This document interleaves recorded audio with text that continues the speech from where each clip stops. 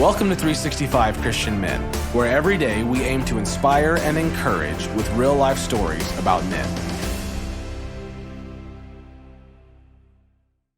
February 9th, Olaudah Equiano.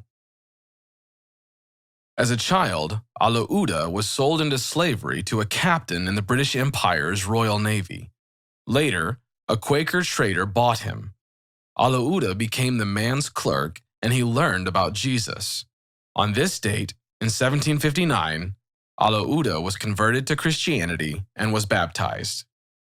Eventually, in 1766, by skillful trading and saving all he earned, he purchased his own freedom. In time, he partnered with the same man who had once owned him. He wrote and published his autobiography, the interesting narrative of the life of Olaudah Equiano, or Gustavus Vassa, the African. During his lifetime, the book went through 1 American edition and 8 British editions, which gave him a platform from which to fight for the abolition of slave trading. Today's story gives us a glimpse into the way Olaudah thought. When terror grips your soul, trust in the God who will not let you go. In his memoirs, Olaudah Equiano wrote that he considered himself a particular favorite of heaven. That revealed a lot about the character of the man. He was born in Africa and had never heard of white men or Europeans, nor of the sea. But when Equiano was 11, he was kidnapped and sold into slavery. Of the many jobs he learned, he became skilled on a ship. He bought his freedom more than once and became a businessman in his own right.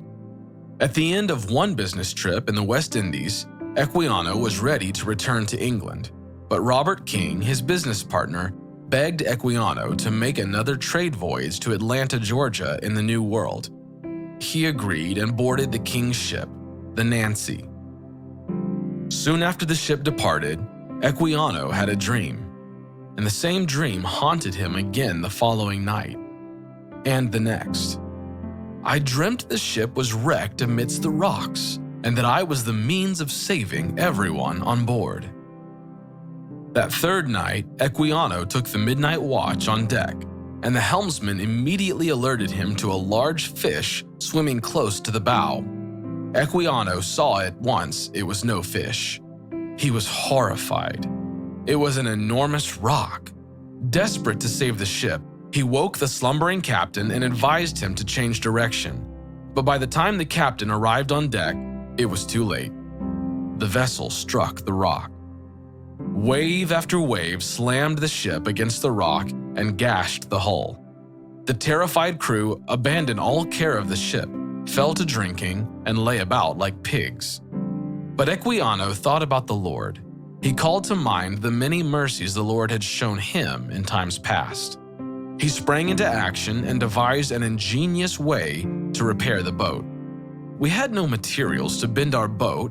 I took some pump leather and nailed it over the hole and plastered it over with tallow grease. His repairs held, and the next morning, Equiano and the 4 members of the crew who had remained sober spotted an island about 6 miles away, the perfect place to repair their ship. But the ship couldn't cross the shallow reef that surrounded the island. Equiano, an African who had suffered much at the hands of white men, could have chosen to abandon the white, drunken, unconscious sailors. But he could not help thinking that if any of those people had been lost, God would charge him with their lives. So, Equiano and his skeleton crew of 4 loaded the 28 other sailors into a rowboat, a few at a time, and rowed them to the island. It took them 6 trips to deliver everyone to the island, lifting the boat over the reef each time. And by the end of their labor, their legs were cut and torn, and the skin was stripped entirely from their hands. It was another 11 days before they managed to repair the boat, and Equiano became the leader of all the survivors. Just like the Apostle Paul on his voyage to Rome, God spoke to Equiano and reassured him that not one person would be lost. And just like the Apostle Paul, Equiano refused to let fear paralyze him. The righteous person may have many troubles, says Psalm 34:19, but the Lord delivers him from them all. Which fear do you need to conquer with God's help today? When terror grips your soul, trust in the God who will not let you go.